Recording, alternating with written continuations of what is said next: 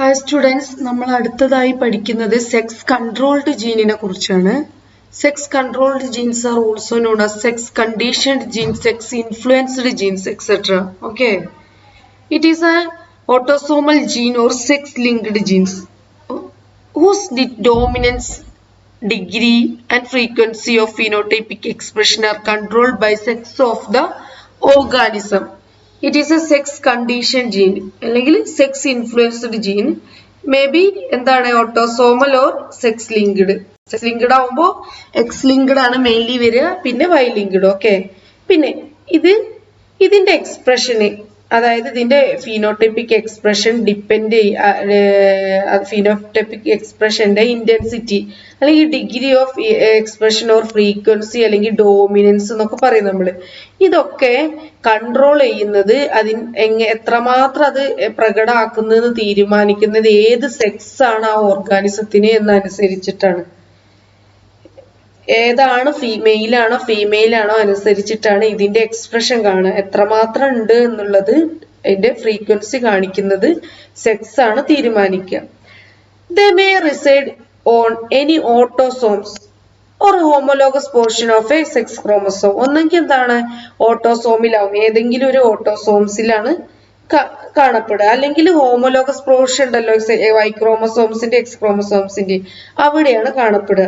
The characters whose manifestation is controlled by the sex of organism. അങ്ങനെ ഒരു sex ആണ് ഇതിന്റെ പ്രകടിപ്പിക്കുന്നത്, ഈ ഒരു സെക്സ് ആണ് തീരുമാനിക്കുന്നതെങ്കിൽ എത്രമാത്രം പ്രകടിപ്പിക്കണം എന്നത് ആ ഓർഗാനിസത്തിന്റെ സെക്സ് ആണ് തീരുമാനിക്കുന്നത് എങ്കിൽ അതിന് നമ്മൾ സെക്സ് കൺട്രോൾഡ് ട്രേറ്റ്സ് എന്ന് പറയും. That is the inheritance in which sex controls or alters the expression of a trait without affecting chromosomal transmission of genes concerned. Gene transmission ഒക്കെ സാധാ പോലെ തന്നെ നടക്കും, പക്ഷെ എക്സ്പ്രഷന് മാത്രമാണ് ഇവിടെ എന്ത് ചെയ്യുക, ഇത് തീരുമാനിക്കുന്നത്, സെക്സ് തീരുമാനിക്കുന്നത്. മറ്റത് സാധാ പോലെ തന്നെ ഇൻഹെറിറ്റൻസ് പാറ്റേൺ ഒക്കെ സാധാ പോലെ തന്നെ നടക്കും. ഓക്കെ, ഇനി sex influenced traits are most conspicuous in higher animals in which endocrine system is highly, സാധാരണയായിട്ട് ഹോർമോൺസ് ഒക്കെ പ്രൊഡ്യൂസ് ചെയ്യുന്ന ഹൈലി ഡെവലപ്ഡ് ആയിട്ടുള്ള ജീവികളിലാണ് ഈ സെക്സ് ഇൻഫ്ലുവൻസ്ഡ് ട്രേറ്റ്സ് സാധാരണ കാണുന്നത്. ഇനി ഇതിന് മെയിൻലി 3 ഫീച്ചേഴ്സ് ആണുള്ളത്. They are located in autosomes or homologous portion of A sex chromosomes. Then they are expressed more frequently in one sex. കൂടുതലായിട്ട് എന്താണ് ഒരു സെക്സിലാണ്, ഏതെങ്കിലും ഒരു സെക്സിൽ, ഒന്നെങ്കിൽ മെയിലാവും അല്ലെങ്കിൽ ഫീമെയിലാവും കൂടുതലായിട്ട് ഇത് കാണപ്പെടുക. രണ്ടിലും ഒരേപോലെ ഒരിക്കലും കാണപ്പെടില്ല. Okay, never equally in both sex. Sex hormones, that is the hormones are play a significant role in their expression without affecting the transmission of genes through chromosomes. ജീൻസും ക്രോമസോംസും അതിന്റെ ട്രാൻസ്മിഷൻ ഒന്നും ഇത് അഫക്റ്റ് ചെയ്യൂല, പക്ഷെ ഇതിന്റെ ഹോർമോൺസിന് ഇതിന് വലിയൊരു അതിലൊരു പ്രധാനമായിട്ടുള്ള റോൾ ഉണ്ട് എന്നാണ് പറയുന്നത് ഇതിന്റെ എക്സ്പ്രഷനിൽ. അങ്ങനെ 3 ഫീച്ചേഴ്സ് ആണ് പറയുന്നത് ഇതിൻ്റെത്. ഇനി നോക്കൂ, the intensity and frequency of expression of a sex controlled genes may be different in 2 sexes. നമ്മൾ പറഞ്ഞു 1 sexes they may expressed more intensely and more frequently than other sex. 2 സെക്സിൽ എടുക്കുകയാണെങ്കിൽ രണ്ടിലും വ്യത്യസ്തമായ ഇന്റൻസിറ്റി ഫ്രീക്വൻസി ആവും. ഒരു സെക്സിൽ കൂടുതലായിട്ട് ഇന്റൻസിറ്റി ഉണ്ടാവും, അതുപോലെ തന്നെ ഫ്രീക്വന്റ്ലി എക്സ്പ്രസ് ചെയ്യുന്ന ഒരു കണ്ടീഷൻ ആയിരിക്കും ഇത് ഉണ്ടാവുക. ഈ sex controlled genes differ from each other in that the former is expressed in both sexes and while the latter is expressed only in one sex. ഇതിന് എക്സാമ്പിൾ പറയുന്നത് നമുക്ക് പറഞ്ഞാൽ നമുക്ക് മനസ്സിലാവും. അതായത് കഷണ്ടി ബാൾഡ്നെസ്, ഹെയർ ലിപ്പ്, എന്താ വെച്ചാല് ഹെയർ ലിപ്പ് എന്ന് പറഞ്ഞാല് incomplete fusion of upper lip, ഒരു മുച്ചുറിമാരിയുള്ള ഒരു തരം ഇത് വരിക, ഇൻകംപ്ലീറ്റ് ആയിട്ട് അപ്പർ ലിപ്പ് കിടക്കുന്ന ഒരു അവസ്ഥ. അതുപോലെ തന്നെ യൂറിക് ആസിഡ് അക്യുമുലേഷന്, ഗൗട്ട് എന്നാണ് ആ ഡിസീസിനെ പറയുക. അതൊക്കെ some sex controlled human trait. അത് എപ്പോഴും more frequently among males than among females. കൂടുതൽ കാണപ്പെടുന്നത് ആരിലാണ്? അത് മെയിൽസിലാണ് ഫ്രീക്വൻസി കൂടുതൽ.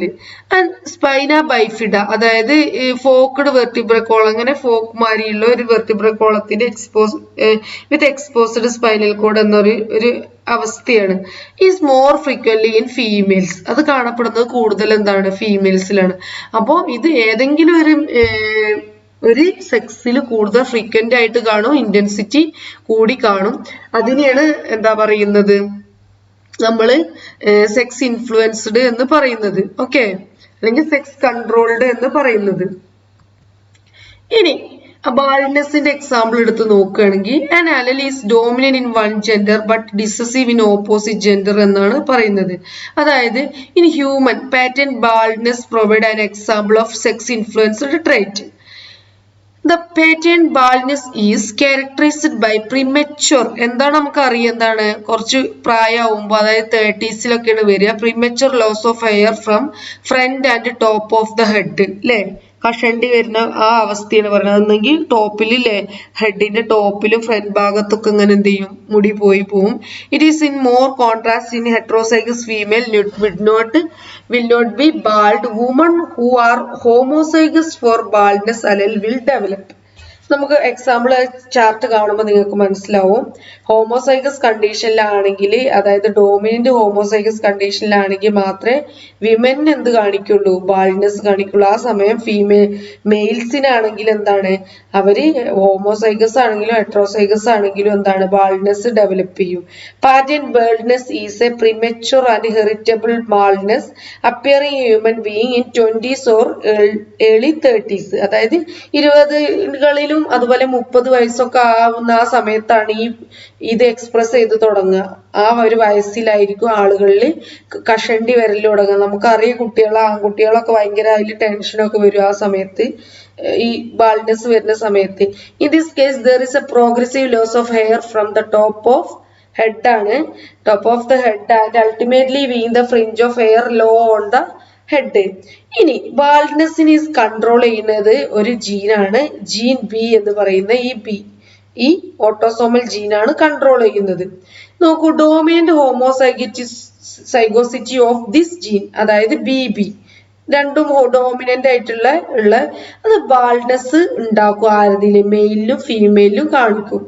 എക്സാമ്പിൾ കണ്ടാൽ നിങ്ങൾക്ക് മനസ്സിലാവും. ഈ BB എന്നുള്ള ജീൻ എന്താണ്, ഇവിടെ എന്താണ്, ഹോമോസൈഗസ് ഡോമിനന്റ് ആണ്. അപ്പൊ മാൻ ആണെങ്കിലും വിമൺ ആണെങ്കിലും ഫീനോടൈപ്പ് ഒക്കെ എന്തായിരിക്കും? അവർ രണ്ടു കൂട്ടർക്കും ബാൾഡ് ആയിരിക്കും. അവർ രണ്ടാളും കഷണ്ടികളാവും. ഇനി നോക്കൂ പറയുന്നത് ഹെട്രോസൈഗോസിറ്റി ആവുമ്പോ BB, അതായത് ഇത് ക്യാപിറ്റൽ B ആണ്. BB എന്നുള്ള കണ്ടീഷനിൽ ഈ സ്മോൾ b അല്ല, ക്യാപിറ്റൽ B സ്മോൾ b ആണ്. Produces baldness only in males. അതെന്താണ്? Due to the influence of male hormones. The recessive homozygotes of അതായത് produces no baldness in either recessive കണ്ടീഷൻ. അതായത് BB ആണെങ്കിൽ സ്മോൾ b ആണെങ്കിൽ produce ചെയ്യില്ല. ഇവിടെ ഒരു മിസ്റ്റേക്ക് ഉണ്ട്, അത് മനസ്സിലാക്കണേ.